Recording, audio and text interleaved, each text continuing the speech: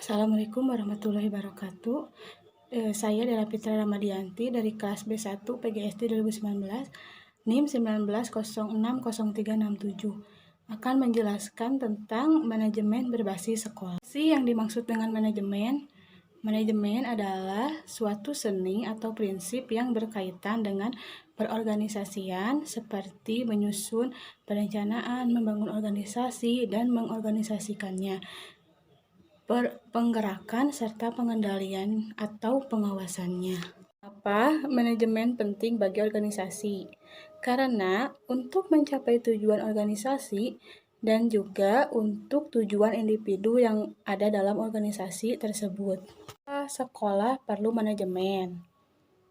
Jawabannya apa? Karena untuk dapat menciptakan proses pendidikan dan pengajaran dengan baik dan optimal, maka sangat diperlukan sistem manajemen yang baik. Manajemen sering dimaknai dengan istilah administrasi pendidikan. Apa yang dimaksud dengan manajemen berbasis sekolah? Manajemen berbasis sekolah atau sering disingkat MBS adalah proses pengolahan sumber daya secara efektif untuk mencapai tujuan yang memberikan otonomi lebih besar kepada sekolah dan mendorong pengambilan keputusan partisipasif secara langsung semua komponen warga sekolahnya.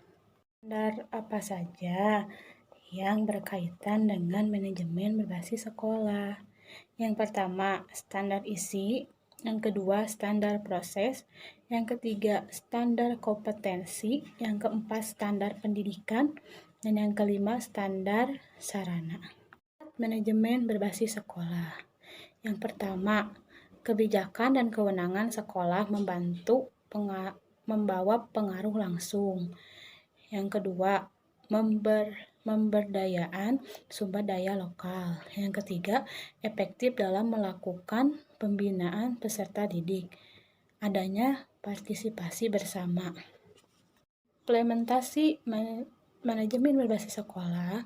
Yang pertama, manajemen kurikulum, manajemen tenaga pendidikan, manajemen kesiswaan, manajemen pendanaan, manajemen sarana dan prasarana, dan manajemen hubungan sekolah dan masyarakat atau humas. Karakteristik manajemen berbasis sekolah menurut Lev Pasik: kekuasaan dan tanggung jawab dalam pengambilan keputusan yang berhubungan dengan peningkatan mutu pendidikan yang disentralisasi kepada stakeholder sekolah. Manajemen meningkatkan mutu pendidikan yang mencakup keseluruhan aspek pendidikan, kurikulum, pegawai, keuangan, sarana dan prasarana, dan penerimaan siswa baru. Walaupun keseluruhan domain manajemen peningkatan mutu pendidikan disentralisasi kepada sekolah diperlukan regulasi yang mengatur fungsi kontrol pusat terhadap keseluruhan pelaksanaan kewenangan dan tanggung jawab pemerintah. Implementasi manajemen berbasis sekolah berdasarkan tinjauan input pendidikan. Yang pertama, siswa. Yang kedua, memiliki kebijakan, tujuan, dan sarana mutu yang jelas. Ketiga, sarana tersedia, sumber daya tersedia dan siap. Keempat, staf yang kompeten dan dedikasi tinggi. Yang kelima, memiliki harapan prestasi yang tinggi. Yang keenam, fokus pada pelanggan, siswa atau masyarakat.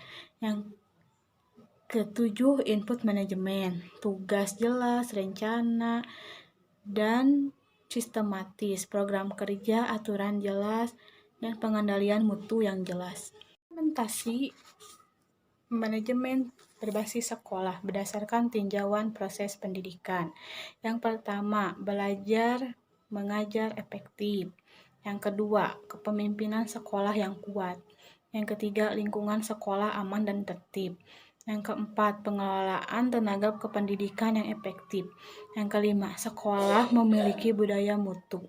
Yang keenam, sekolah memiliki teamwork yang kompak dan cerdas dan dinamis.